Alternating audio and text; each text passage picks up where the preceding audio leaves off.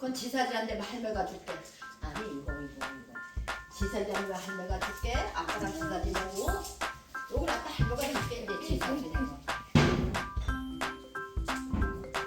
지사지하고 이제 지네. 아빠랑 같이.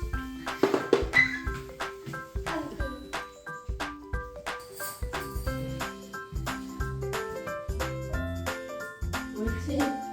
먹자. 금방 꼴로에 Mura bitaw ba?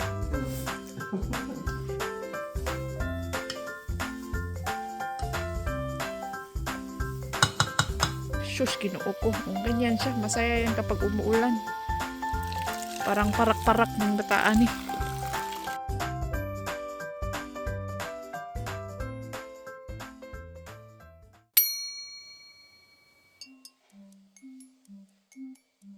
Parang ayaw pang dumilat ng aking kabilang mata, mga kabisdak. Hello, hello guys! Finally, it's Chuseok Day. Maaga kaming gumising yan. Hindi ako masyado nakatulog kagabi. Tapos around mga early morning, mga 1 a.m. Naantok na ako, mga kabisdak. Tapos kailangan kong bumangon ng 4 a.m. Kaya hindi ko lubusang maibuka yung aking kabilang mata. Fighting pa rin, Ajuma. O sa mga nagtatanong, no, ano ang ibig sabihin ng Chuseok? Chuseok is Korea's Thanksgiving Day. Ayan. Ito ang ginagawa namin sa Chuseok Day. Naghahanda sa ating chariye, sa ating mga table para sa ancestral rites na gagawin natin mamaya. Sa latest vlog, no, pinakita kong paano ko niluluto, paano namin hinahanda ang mga pagkain na ilalagay namin sa chariye o yung ancestral rites. So this morning, nagluto po ako ng tanggok or yung beef soup at yung pansit, yung japchae. Alam nyo ba, 7 years ago, unang dating ko dito sa Korea ay 8 years ago pala, mga kabisdak. Yan, si Bianan, gumigising yan ng 3 a.m. Alas 3 ng madaling araw yan nagsisimula, mga kabisdak. So si Ajuma din dati, dahil kapag gising na ang biyanan ay dapat magising na din tayo. Oh. Pero ngayon na matanda na siya, para pwede na nag-lower na siya into 4 a.m. Hindi na masyadong maaga. Siguro next year 5 a.m. and then next year 6 a.m. na. So ito ang ginagawa ko, mga kabisdak. Nilalabas ko itong mga wooden plates. Ginagamit namin ito sa ancestral rites, yung chariye, during Chuseok, Thanksgiving at sa New Year, Sulal. Tapos, kapag death anniversary ng Papa ni Daddy Insoy, yan, 3 times po namin itong nilalabas sa isang taon. So, pupunasan ko lang ito, mga kabisdak. And may iba't ibang sizes po ito. Depende sa kung ano ang ilalagay. Yung mga malalaking wooden plate, wooden dish, dyan nilalagay yung isda, yung karne, yung mga malalaking pagkain. Tapos yung mga, may designated po yan. May plate na para sa mga gulay, may plate na para sa mga tok or yung mga rice cakes, may plate din para sa mga apples, mga fruits, so makikita nyo mamaya. Nung sa city pa kami nakatira, pumupunta talaga kami dito early kasi trabaho ko man, traditional family kasi itong pamilya ni Daddy Insoy. Trabaho po talaga ito ng Myunori, ng daughter-in-law, ang pagtulong sa kanyang biyanan para sa pag-prepare at pagluluto ng pagkain para sa ancestral rites during Chuseok, death anniversary at Sulal. Yes, mga kabistak. Ganon din ang aking mga sister-in-law, sila Kununi at Chagununi. Nandoon din sila sa bahay ng pamilya ng kanilang mga mother-in-law and father-in-law, sa bahay ng kanilang, sa parents' house ng kanilang mga husband. Ayan, mga kabistak. Tapos, 3 odd numbers talaga ang nilalagay dyan kasi odd number symbolizes good luck and fortune, mga kabisdak. Tapos, ina-arrange yan neatly. Tingnan nyo yung mga apples at pear natin. Tinatanggal yung sa top para talaga, guys, maganda siyang tingnan. Ang role ng wife at ng mga daughter-in-law, sila talaga yung nag-assist. Sila yung nandito sa kusina, taga-assist sa mother-in-law. Tapos itong japchae, tinimplahan ko na, mga kabisdak. Yung kanyang spinach, mamaya ko na siya i-mix kasi yung spinach natin is nandoon kasama siya sa mga food para sa ancestral rites. Etong japchae is hindi po ito kasama sa mga pagkain hinahanda namin para sa ancestral rites. Sinasalu-saluhan lang po namin yan pagkatapos ng yung pagbabaw namin. Kami po ang kumakain yan, hindi po yan nilalagay sa altar, sa mesa.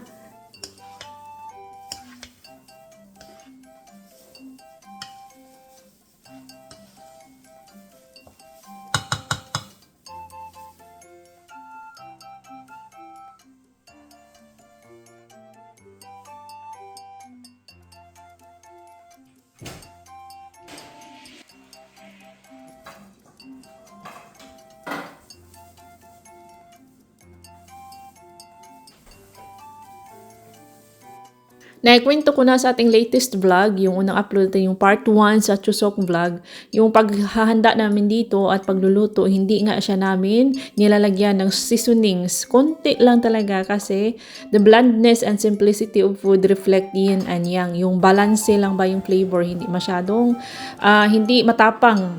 Light and plain flavor symbolize harmony and purity, keeping the offering spiritually appropriate for the ancestors.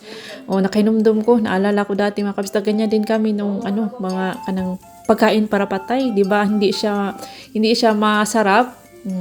Bland ba? Walang kulang sa timpla. Tapos may jujubes and chestnuts po tayo, symbolizes purity. Yung John, fried food are included in charitable as a symbol of abundance. Yes. And rice cakes, mga tok, symbolize purity, prosperity, and a sweet life for the family. 두둑이새끼. 이거 봐. 이 뭐야? 뭐야 이거? 뭐야? 이확 잘라 이게. Ginupitan kasi yan ni Dudong si Daddy Insoy kahapon. Tapos napansin niya today, may mahahaba pa na hair, na buhok. Hindi nagupit lahat ni Dudong. Humihigop po yan ng mainit na sabaw si Daddy Insoy kasi nag-inuman yan kagabi. May hangover pa yan mga kabisdak. Numating kasi kagabi ang kanyang mga friendship. So ito, fish and meat symbolize wealth, strength, and respect for the ancestors. They are often placed on larger plates to show honor. Ganon pala mga kabisdak. Tapos yung ating apples and pears, this year nakalimutan namin mga kabisdak ang dried persimmon. Opo. Ngayong umaga lang namin nalaman na wala pala kaming dried persimmon na nabili. So, fruits symbolize good fortune, abundance, and health for the family. Tapos may din ito mga kabisdak, may placement po siya, may order po siya. Order kung saan mo siya ilalagay. Hindi pwedeng kung saan i-remix mo itong paglagay ng iyong mga pagkain. Meron po siyang exact orders talaga. Tapos yung mga vegetables natin symbolize health, balance, and harmony in the family's life. Diba may tatlo man tayo ng mga gulay, yung ating mung beans, yung parang pako, tapos yung isa na spinach. Tapos may dried pollock din tayo, symbolizes longevity and resilience as it is a preserved food. Ganun pala mga kabisdak.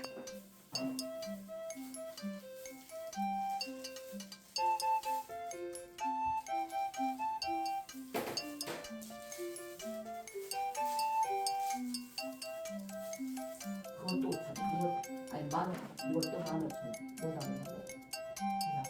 이거 하나 커만 Etong nilalagay ko mga kabisdak is kasama po ito sa mga sweets and desserts na nilalagay namin doon sa ancestral rites. Para siyang hopya. May similarity po siya sa hopya ang kanyang lasa, pero mas masarap pa po ang ating hopya. Ito kasi is matamis siya. Pero gusto ito ng mga bata, lalo na si Little Insoy kasi nga matamis man.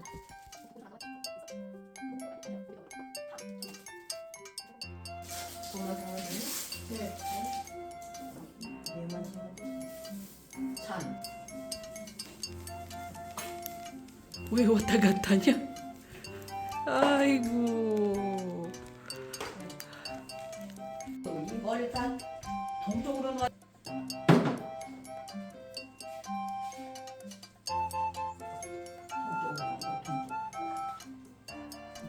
Pati yung ulo ng isda mga kabisdak ay may fina-follow din niya na direction. The head of the fish is traditionally placed facing east, which is considered auspicious and respectful to the ancestors. Aha, ganun pala yan. Kung hindi dahil sa vlog, hindi ko po maalalaman ito, no? Sinusunod lang ako ng sunod sa mga ni Bianan. Hindi ko tinatanong kung bakit ganito, bakit ganyan. At ito na, sinusuot namin itong handbook ni Little Insoy. Ayan, bigay po yan ng kanyang lula. Oh, thank you so much Sir Derek. Sabi ni Sir Derek Torres, maganda daw yung handbook. Mga na yan, 3 years na po itong handbook ni Little Insoy. Noon is inaano ko pa, fino-fold ko pa kasi nga mahaba pa sa kanya. Pero ngayon, saktong-sakto na yung haba ng pants at ng kanyang sleeve. Pati ako ay may hanbok, bili ni Bianan, sinuot ko sa aking kasal, wedding day. Tapos pwede ko rin siyang isuot sa New Year. And then itong si Little Insoy, partner po sila ng kulay, yung aking hanbok at saka kay Little Insoy.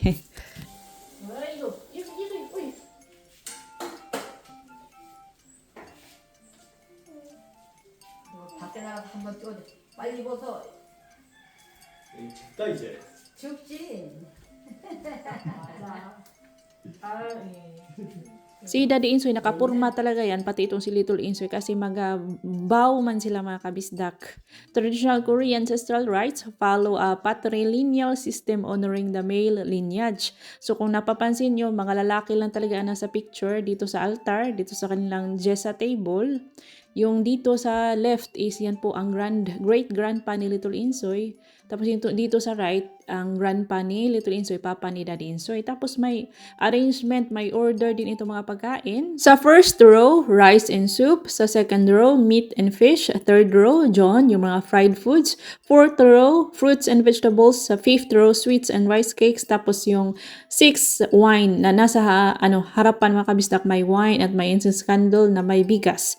Pero kung titingnan ninyo dyan, na ito, hindi na siya talaga nag-stick sa arrangement sa order kasi maliit po yung kanilang mesa. So inaano-ano na lang ni Daddy Insoy. Basta ano lang mga kabistak, mapasok po sila, mailagay namin sila lahat. Ang dapat talaga na mag-lead sa service dito sa ancestral rites is yung eldest son. Pero wala man, so si Daddy Insoy na lang. Bunso po yan na anak si Daddy Insoy mga kabistak. Lalaki lamang po ang pwedeng service, ang pwedeng gumawa nitong mag-perform ng ancestral rites. So kung halimbawa walang anak na lalaki, manghiram po sila sa kanilang mga pamangkin na lalaki. Hindi po pwede ang babae ang dito kasi nga nag-follow sila sa patrilineal system. At tanging ang mga male lineage lang, yung kadugo, yung bloodline lang talaga mga kabisdak ang pwede. So ito, tinitrain na namin si Little Insoy para siya na din. Next time siya na ang mag-lead sa... Actually, hindi po ako kasama dito sa pagbow, pero tinuturuan lang namin si Little Insoy para mag-follow siya. Dahil ako hindi po ako kadugo nila, hindi po ako kasama sa kanilang bloodline. Kaya hindi po ako dapat mag-bow dyan. Ito na po yung sagot. May nagtanong sa mga previous vlogs ko last year, bakit hindi nila nakikita si Bianan na magbow? Dahil nga, yun na po ang sagot. Hindi po siya kasama sa ancestors' bloodline. Tapos ngayon, kung napapansin nyo, yung mga chopsticks at kutsara, yung kutsara is nandoon sinusundot sa kanin mga kabistak, patayo. Ang ibig sabihin yan na pagkain ay para po sa mga patay na, sa mga namayapang mga ancestors. Hindi po yan yung kinakain natin, yung normal na kinakain natin, no? And during the ancestral rites ay nagsisindi po tayo ng incense candle para invitation po yan sa mga ancestors na pumunta na dito sa bahay. At para sa isang ancestor, para sa great-grandpa ni Little Insoy, nag-bow tayo 3 times. 3 deep bows. Tapos isang half bow mga kabistak. So, dalawa man yan, dalawang ancestors. 6 deep bows. Tapos dalawang half bow. 3 bows for respect. Half a bow for goodbye to the ancestors. So, ganun siya mga kabistak. Tapos, din tayo ng liquor ng traditional wine. Nag-pour tayo 3 times din. It symbolizes earth, heaven, and humanity. Yun po ang simbolo ng 3 beses na natin ng alak. So, nasa labas na sila Saldi at Dudong. Papunta na sila dito sa loob. Syempre, no? Ang cute ito si Little Insoy kapag nandito. Kapag may ibang tao mga kabistak ay garao na dyan siya. Nung nakita niya ang kanyang Uncle Dudong ay wala na. Gusto nang lumabas at makipaglaro. Ay wala pa. Hindi pa kami natapos nito sa pagabaw.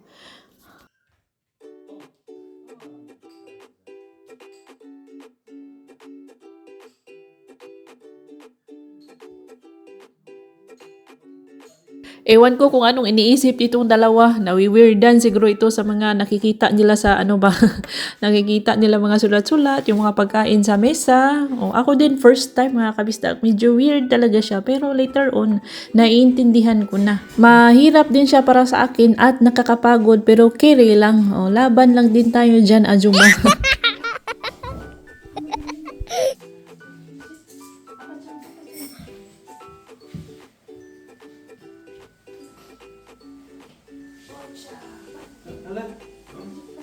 Sabi ni Daddy Insoy, oh, dali kayo mag-greet kayo dito sa aking mga ninuno. Ay daw. Sabi ni Daddy Insoy, magbawo kayong dalawa. 절에서 나쁜 건 없어. 저러면 좋지 뭘. 그래. 이제 시작이나 하자. 술한잔 따라. 따라해. 여기다. 자. 있으니까 좋다야. 아이고. Naaliw si Bianan sa dalawa kasi nga nag-follow sila kay Daddy Insoy, tas ito sila na ang nagtagay. Oh, may dalawang bisita ito mga ancestors ni Daddy Insoy, imported galing pang Pilipinas. 치사 Did you bring? 치사진하고 같이 사진. 같이 사진. 아빠랑 사진. 치사진 하는 거야. 기대지 마. 삼촌이랑 같이. 두동도 줘. 줘. 빨리 일어나.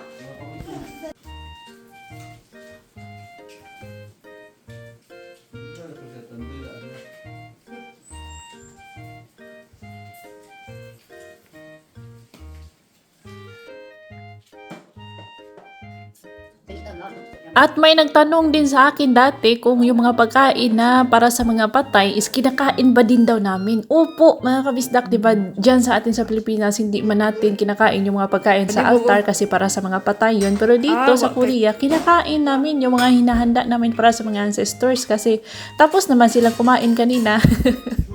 Mga kabisdak, kinakain po namin. So, ito na. Nagustuhan ni Dudong ang japje, yung Korean pancit. And normal si Saldi, nagustuhan niya yung fish. Tapos, nagbigay po ako ng envelope na may lamang pera. Na-surprise si Bianan, bakit daw malaki ang bigay ko sa kanya. Ganyan po tuwing Chuseok, mga kabisdak, kami yun ang bibigay ng pera kay Bianan.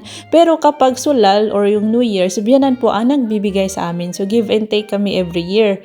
Na-surprise siya, bakit daw malaki yung bigay ko ngayong taon. Sabi ko, syempre kasi YouTuber naman itong daughter-in-law mo. Nag-joke-joke lang ako sa kanya. Salamat sa inyo mga kabisdak dahil nga sumahod naman tayo sa YouTube. Syempre, bilang pasasalamat ko kay Bianan kasi isa po siya sa mga sumusuporta sa mga vlogs natin na parati nyo nakikita dati sa mga vlogs natin nung nandito pa kami sa bahay ni Bianan.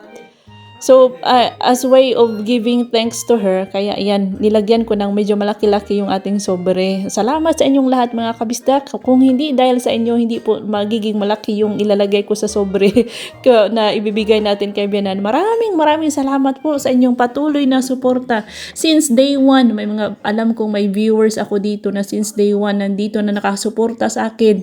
Hanggang ngayon, maraming salamat mga kabisdak sa ating mga bagong subscribers. Welcome po sa ating channel. Maraming salamat po sa pag-subscribe. Sa mga hindi nag-skip ads, thank you so much mga kabisdak sa inyong pagmamahal. Especially kay Ma'am Tess Alvarez. Maraming salamat po sa inyong super thanks stickers. Thank you Ma'am Tess. Ma'am Jana OMG Villar, Ma'am Noveline Bayangan in Boringal, Paraceles, Mountain Province, maraming salamat po. Ma'am Annabel Velia Seran, kay Ma'am Lay Rosa, Zara Panutsol in Katipunan, Alicia Bohol, shout out, taga-andar ba ko Ma'am Zara. Happy Fiesta today, October 12, especially sa mga Sanchez family dyan in Talisay, Santa Cruz, Davao del Sur. Shout out Esperanza Laisico, hello Ma'am Esperanza. Hello Ma'am Dennis Mago Continiedo, Ma'am Chari Alonso, thank you so much sa inyong suporta at pagmamahal kay Little Insoy. Kay Ma'am Melanie, maraming salamat sa laging panunood. Advance happy birthday on October 13 bukas kay Ma'am Florencia Ulayon at kay Sir Mario Ulayon, advance happy birthday sa October 17. Belated happy birthday kahapon October 11 kay Carrie Ann Ashkinas. Sana ay nag-enjoy kayo sa inyong birthday. Thank you so much mga kabisdak sa inyong patuloy na pagmamahal at suporta sa ating munting channel. Cheers! Yan po ang kanina, yung traditional wine na ginamit natin sa ancestral rites. Ayaw ni Dudong. Hindi daw masarap. Pero itong si Saldi, believe ako dyan kasi hindi po siya maarte when it comes to pagkain at mga drinks. Sa lahat, wala siyang kinikilingan. Si Dudong lang kasi medyo maano yung sikmura niya. Sensitive yung sikmura ni Dudong. So ito na yung realidad mga kabisdak na maraming ligpitin, maraming hugasin. Hindi ko na pinatulong si Bianan kasi matanda na siya mga kabisdak, di na niyang magpahinga. So itong si Daddy Insoy, ang inaano-ano ko talaga dyan. Sabi ko, anong tinitingin-tingin mo? 네, you 보래요. Why you just order me 냐? 야, 아 왜? 아까 전에. 어우 얘가. Magpapatuloy pa sana ang rap ni Ajuma kaso tumawag yung eldest brother niyang nasa Japan kaya ayun naputol po aking rap. Bakit kasi siya, sabi ko sa kanya kanina, bakit ka lagi nag-uutos sa akin at nagatayo-tayo lang dyan at nagtumitingin sa mga ligpitin? Kung yung tinitingin-tingin mo, inuutos-utos mo at tinatayo-tayo mo dyan, kung tinulungan mo sana ako, nangalahati na sana tayo dito sa hugasin. Kasi hangover pa yan mga kabisdak, wala pa yan sa tamang pag-iisip. Hangover pa kagabi. So ito, natapos din naman, ay nakaraos din si Ajuma mga kabisdak. So ayan, naga-relax muna ako dito with Little Insoy. Andito lang tayo sa ating barangay lang daman to mga kabisdak. Nagpapahangin lang ako kasi napikon ako kay Little Insoy. Yun nga, tuwing tsusok at sulal, ganyan talaga yan si Daddy Insoy. Kasi nga binibisita ng kanyang mga friends, hindi siya makapagpigil. Yung kanyang inuman, yung tagayan nila, matagal, madaling araw na natatapos. Nalalasing, tapos kinabukasan, may hangover. So talaga, ako lang mag-isa sa mga ligpitin. Yun ang lagi kong inaano sa kanya. Lagi kong, yung basta reklamo sa kanya. Ang okay lang naman na may mga friends na bumibisita pero hindi sana maglalasing ng todo-todo ba. Yung pwede pang makatulong sa akin sa ligpitin, yun lang naman mga kabisdak. Pero si Daddy Insoy, tumutulong naman siya before bumibisita ang mga friends. Diba, nagluluto siya ng chon, ng mga fried foods. Yun lang. Tapos kinabukasan, para sa akin yung kahit tulungan mo lang ako sa paghuhugas, ganun. Sige na lang, twice a year lang naman din itong nangyayari, pero sige na lang, mag-enjoy na lang tayo. So ito kami ni Little Insoy, si Little Insoy nag-enjoy na din.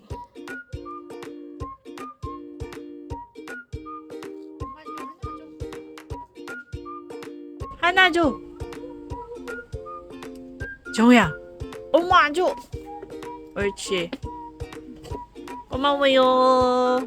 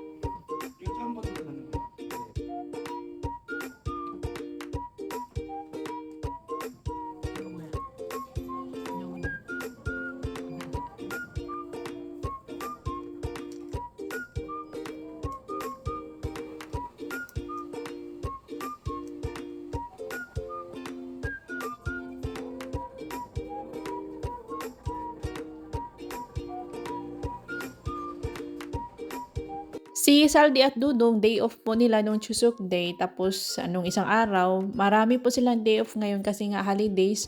Wala pong truck na mag-pick up sa ating mga chilies. So, hindi po tayo pwedeng mag-harvest ng mga chilies. So, mahababa ang ating bakasyon. Nasa bakasyon po sila Saldi at Dudong. But anyways, ayan, after nyan, umuwi na kami sa bahay. Nandito na kami sa bahay. Nakauwi na kami galing doon sa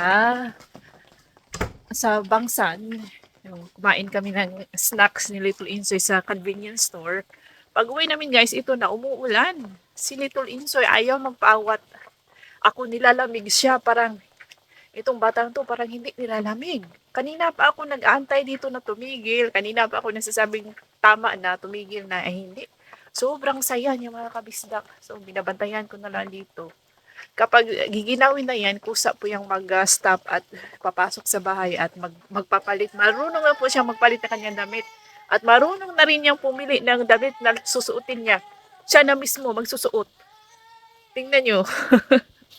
Diba, naka-attire pa. Naka-handbook pa siya naglaro ng tubig. Little Jungoya. An Jungoyo? Jungoshi! Kinuuning bata ah. An Jungoyo! 그만 이제. 그만. Eto, lagi niya dinidiligan mga kabisdak. Money tree po yan. Shush, kinuo ko. Ganyan siya. Masaya yan kapag umuulan. Parang parak-parak maning bataan.